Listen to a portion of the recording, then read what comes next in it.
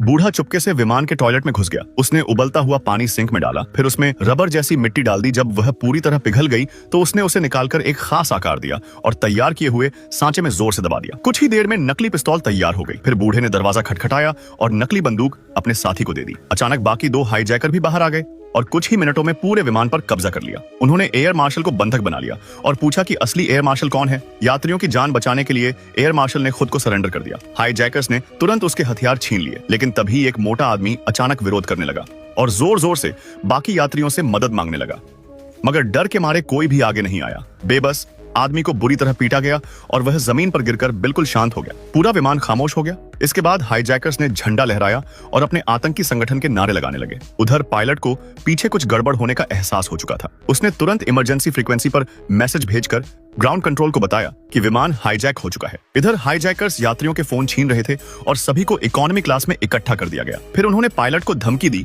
कि विमान को तुरंत कुरु एयरपोर्ट ले जाओ और सरकार से कहो कि उनके पकड़े गए सरगना को रिहा करे, वरना विमान में मौजूद हर इंसान को मार दिया जाएगा। असल में उस विमान में करोड़ों के हीरे मौजूद थे। ये हीरे गृह मंत्री ने काला धन सफेद करने के लिए खरीदे थे। हीरो की सुरक्षा के लिए कई इंतजाम किए गए थे। लॉकर को एक गुप्त व्यक्ति ले जा रहा था। उसे खोलने के लिए 2 पासवर्ड चाहिए थे, एक बेचने वाले के पास और दूसरा मंत्री के पास। फोन की सिम में लोकेशन सिस्टम भी एक्टिव था, जिसे छूते ही अलर्ट चला जाता। हीरो का भारी बीमा भी कराया गया था। सब कुछ परफेक्ट लग रहा था, लेकिन बेचने वालों में से एक आदमी लालची हो गया।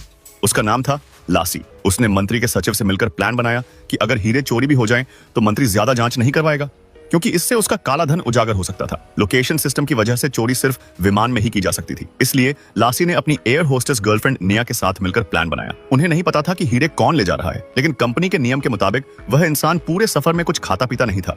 यही बात उसे पहचानने की सबसे बड़ी कुंजी बन गई। निया ने धीरे धीरे पूछताछ करके उस आदमी को पहचान लिया। फिर खाना सर्व करते वक्त उसने जानबूझकर ट्रे गिरा दी। साफ सफाई के लिए वह आदमी टॉयलेट में गया और लासी उसके पीछे पहुंच गया। लेकिन तभी दूसरे हाईजैकर्स आ गए और उसका प्लान बिगड़ गया। लासी हार मानने वाला नहीं था। उसने नकली सांस की बीमारी का बहाना बनाया और अपनी सीट से दवा लाने की अनुमति मांगी। हाईजैकर्स ने उसे जाने दिया। लासी ने मौका मिलते ही बैग से फोन वाला लॉकर निकाल लिया। लेकिन एक आदमी अपनी आत्मा को रोबोट में डालने का फैसला करता है। जैसे ही वो पावर चिप मशीन में लगाता है, तेज करंट उसके दिमाग में जाता है और वो मर जाता है। लेकिन अगले ही पल वो रोबोट बनकर जिंदा हो जाता है। वो खुद का शव जमीन पर देखता है और समझ नहीं पाता कि ये क्या हो गया। तभी बाहर से आवाज आती है। वो बाहर निकलता है और देखता है पूरी दुनिया बर्बाद हो चुकी है। हर जगह इंसानों की लाशें पड़ी हैं, क्योंकि रोबोट्स ने इंसानों को खत्म कर दिया है। तभी अचानक एक खतरनाक मशीन कुत्ता हमला कर देता है और उसके साथ ही रोबोट को उठाकर ले जाता है। जब उसे होश आता है तो बाकी रोबोट बताते हैं कि वो सब अपने मास्टर की आत्मा के हिस्से हैं और अब इस दुनिया में सिर्फ वही बचे हैं। लेकिन जब वो अपने दोस्त को बचाने की बात करता है तो उनका लीडर मना कर देता है, क्योंकि उसे डर है कि सब मारे जाएंगे। लेकिन वो हार नहीं मानता और चोरी छिपे अपने एक साथी के साथ निकल पड़ता है। तभी रास्ते में भयंकर तूफान आ जाता है और उनका नक्शा उड़ जाता है। जैसे ही वो आगे बढ़ते हैं, उन्हें जमीन पर मैकेनिकल कुत्तों के निशान दिखते हैं और यहीं से शुरू होती है उनकी सबसे खतरनाक लड़ाई।